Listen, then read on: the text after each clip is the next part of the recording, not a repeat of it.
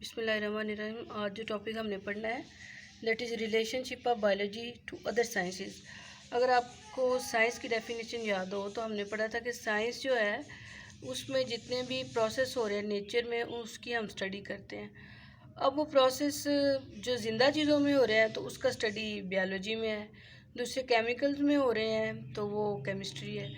तो कहते हैं कि ये सारी शाखें हैं साइंस की ही, तो बायोलॉजी, केमिस्ट्री, फिज़िक्स।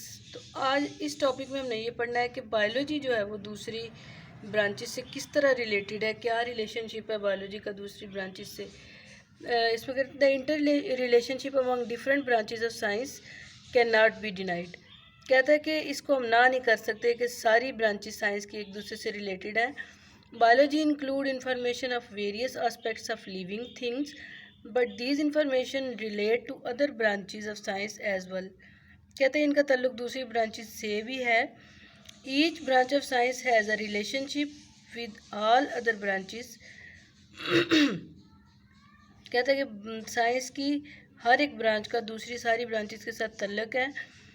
तो एग्जांपल में ये बता रहा है when studying the process of movement in animals the biologist have to refer to laws of motion in physics. जब मूवमेंट की बात करते हैं जानवरों में तो हमें फ़िज़िक्स के लॉज को वहाँ पे अप्लाई करना पड़ता है। This form the basis of interdisciplinary sciences. Interdisciplinary sciences ये होता है कि जिसमें दो ब्रांचेस मिल के एक नया डिसिप्लिन बनाएं। जैसे सबसे पहले हमारे पास बायोफिज़िक्स है। कहते हैं deal with the study of principle of physics. Physics के वो कवानीन which are applicable to biological phenomena जो बायोलॉजी में भी अप्लाई होते हैं। एग्जाम्पल के तौर पे वो बता रहा है कि similarity between working principle of lever of physics and limbs of animal in biology. क्या लिम्स हैं जानवरों में, ये जो है टांगे और बाजू। कहते हैं बाजुओं की और टांगों की जो हरकत है वो बिल्कुल जिस तरह फिज़िक्स में लीवर मूव करता है उसी तरह है। तो इनकी मूवमेंट स्टडी करने के लिए हमें फ़िज़िक्स के कवानीन पे जाना पड़ता है, इसलिए इसको हम कहते हैं बायोफिज़िक्स। आगे बायोकेमिस्ट्री है। आप छोटी सी मिसाल लें कि आप खाना खाते हैं, जो रोटी खाते हैं, और अगर उसके बाद थोड़ी देर बाद वॉमिटिंग हो जाए किसी सूरत में तो आप देखते हैं कि वो जो खाना है वो बिल्कुल वो नहीं है जो आपने खाया था, और उसके बाद जो वेस्ट बॉडी से निकलता है वो बिल्कुल ही डिफरेंट होता है। तो कहते हैं कि तो क्या था ये, रोटी और खाई, अंदर जाके केमिकल थे बॉडी के अंदर जिन्होंने उस पर रिएक्शन किया और केमिकली रोटी सालन जो भी आपने खाया ब्रेकअप होके उसकी एनर्जी हमारी बॉडी को मिली, और बाकी जो एक्स्ट्रा मटेरियल था वो एज अ वेस्ट बॉडी से एलिमिनेट हो गया। तो ये सारी केमिस्ट्री है, वो प्रोसेस जिससे वो रोटी टूटी, हमने एनर्जी हासिल की और उसके बाद वेस्ट मटेरियल सारा बाहर निकला, that is all about chemistry. तो इसीलिए इस तरह के जितने प्रोसेस बॉडी में हो रहे हैं वो केमिकल हैं। ये तो रिलेट करता है फिर बायोलॉजी और केमिस्ट्री को। कहते हैं deal with the study of chemistry of different compounds and process occurring in living organism. जिंदा चीज़ों के अंदर जो भी केमिकल प्रोसेस हो रहे हैं उसको बायोकेमिस्ट्री में पढ़ते हैं। For example study of basic metabolism of photosynthesis and respiration involves knowledge of chemistry. दूसरी एक मिसाल मैंने बताई है, दूसरी मिसाल ये आप इधर पढ़ेंगे। हमें पता है कि जब फोटोसिंथेसिस होती है ऑक्सीजन और कार्बन डाइऑक्साइड मिलके फोटोसिंथेसिस के अंदर कार्बन डाइऑक्साइड मिलती है वाटर से, और सनलाइट की मौजूदगी में तो क्या बनता है, ग्लूकोज और ऑक्सीजन। तो रेस्पिरेशन में यही ग्लूकोज ऑक्सीजन से मिलके दोबारा H2O यानी कि वाटर और कार्बन डाइऑक्साइड बनाती है। तो ये सारा प्रोसेस जो है इसमें केमिस्ट्री इन्वॉल्व है। अच्छा जी, आगे biomathematics. It deal with the study of biological process using mathematical techniques and tools. For example, to analyze data gathered after experimental work, biologists have to apply the rules of mathematics. वो कहता है ये deal करता है study with biological process, जो bio के process है जिनके अंदर मैथ यूज़ होता है, मैथ की टेक्निक और टूल, मैथ के फार्मूले वगैरह। अब इसकी एग्जांपल मैं आपको छोटी सी बताती हूँ। देखें, अगर आप अपने घर में देखें तो आपके दादा दादी हैं, घर में अगर 8 अफराद हैं, 2 दादा दादी, 2 माँ बाप और जो है वो 4 बच्चे, तो अगर आप उनकी रेशो निकालने लगें तो कैसे निकालेंगे, यानी कि दो दादा दादी डिवाइडेड बाय 8 टोटल अफराद और उसके बाद ज़रब 100, तो ये आपके निकलेगा कोई 20% जो है घर में बूढ़े हैं, फिर 20% जो आपके पेरेंट्स हैं वो तकरीबन 30 से 40 के दरमियान उम्र होगी, और बाकी जो है वो 40% जो है वो क्या है, बच्चे हैं। तो हमारे पास डाटा था लोगों का, उसके ऊपर हमने मैथ के एवरेज के और रेशो के फार्मूले लगाए, परसेंटेज निकाली, तो ये बायोमेट्री हो गया।